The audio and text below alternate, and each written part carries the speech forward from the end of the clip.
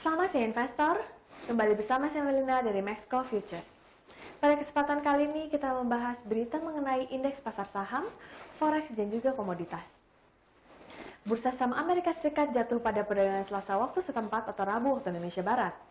Pelemahan terjadi karena sentimen pasar terhantam oleh meningkatnya jumlah populasi yang terinfeksi virus corona di Amerika Serikat di tengah pembukaan kembali aktivitas perekonomian.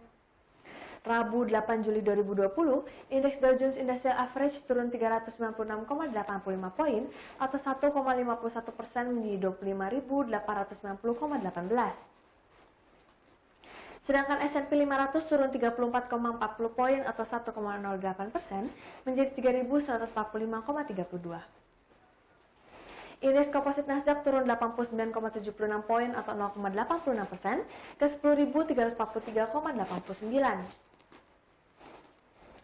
Sebanyak 9 dari 11 sektor utama S&P 500 berakhir lebih rendah, dengan sektor energi turun 2,01% dan menjadi penghambat terbesar.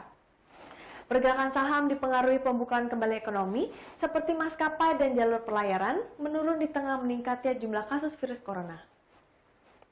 Sementara itu, perusahaan China yang terdaftar di Bursa Saham Amerika Serikat sebagian besar diperdagangkan lebih rendah. 6 dari 10 saham teratas berdasarkan indeks S&P Amerika Serikat 50 mengakhiri hari dengan kinerja yang buruk. Kekhawatiran investor memuncak setelah Pusat Sains dan Teknik Sistem di Universitas Johns Hopkins melaporkan total sebesar 11,9 juta kasus virus corona dengan angka kematian sebesar 545.000 tercatat hingga hari ini di seluruh dunia. Meskipun terus melonjak, pemerintah berupaya secara kontinu menghentikan penyebaran virus mematikan tersebut. Di sisi lain, sektor jasa Amerika Serikat mengalami rebound pada bulan Juni setelah 2 bulan berturut-turut mengalami kontraksi. Penguatan ini karena bisnis secara bertahap mulai dibuka kembali, sebagaimana dilaporkan oleh Institute for Supply Management. Indeks non-manufaktur ISM tercatat sebesar 57,1% atau 11,7 poin lebih tinggi dari pembacaan bulan Mei sebesar 45,4%. Sedangkan bursa Asia dibuka bervariasi pada perdagangan hari ini. Organisasi Kesehatan Dunia atau WHO mengeluarkan peringatan bahwa angka kematian COVID-19 akan meningkat seiring dengan naiknya kasus baru. Nikkei 225 Tokyo turun 0,32%, Topix turun 0,24%, Kospi Korea Selatan naik 0,28%, dan indeks komposit Shanghai turun 0,04%. Pergerakan bursa saham Asia yang bervariasi memang sudah terlihat sejak penutupan Wall Street yang berada di zona merah. Indeks acuan S&P 200 pun harus menghentikan kenaikan beruntun selama 5 hari setelah data ekonomi Amerika Serikat yang positif. Sedangkan kurs dolar Amerika Serikat menguat di akhir perdagangan Selasa waktu setempat atau Rabu waktu Indonesia Barat. Penguatan dapat terjadi karena para pedagang mencari tempat berlindung di tengah kekhawatiran atas melonjaknya infeksi virus corona. 8 Juli 2020, indeks dolar yang mengukur greenback terhadap 6 mata uang utama naik 0,15% ke 96,8744. Pada akhir perdagangan New York, euro turun menjadi 1,1285 dari yang sebelumnya 1,1314 dolar, dan pound Inggris naik menjadi 1,2556 dari yang sebelumnya 1,2498 dolar. Sedangkan harga emas kembali naik pada hari Selasa karena lonjakan tajam kasus virus corona, yang mendorong harapan untuk langkah-langkah kebijakan moneter yang lebih akomodatif dan permintaan untuk logam safe haven. Harga emas di pasar spot melonjak 0,7% menjadi 1.796,08 dolar per troy ounce.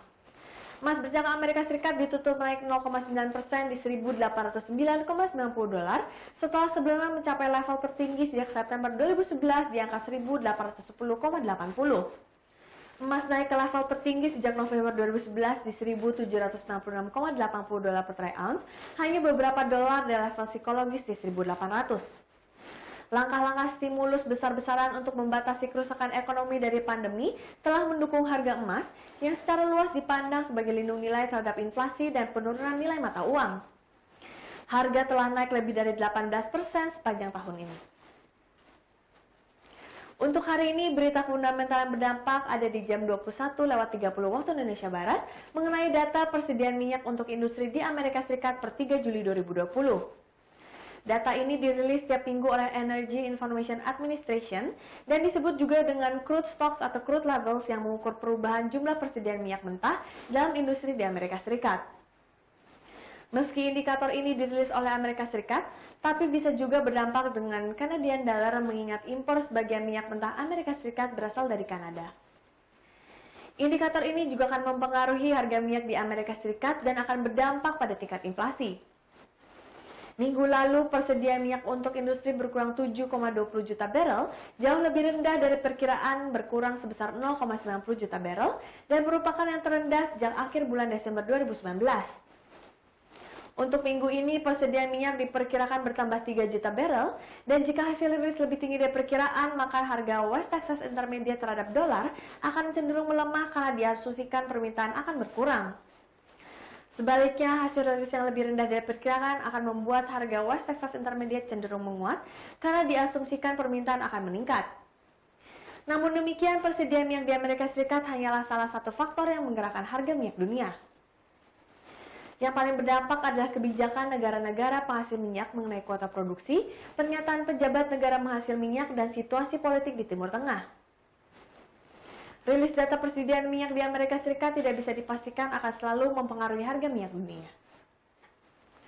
Sekian berita untuk hari ini. Saya Melina pamit undur diri. Terima kasih dan sampai jumpa lagi.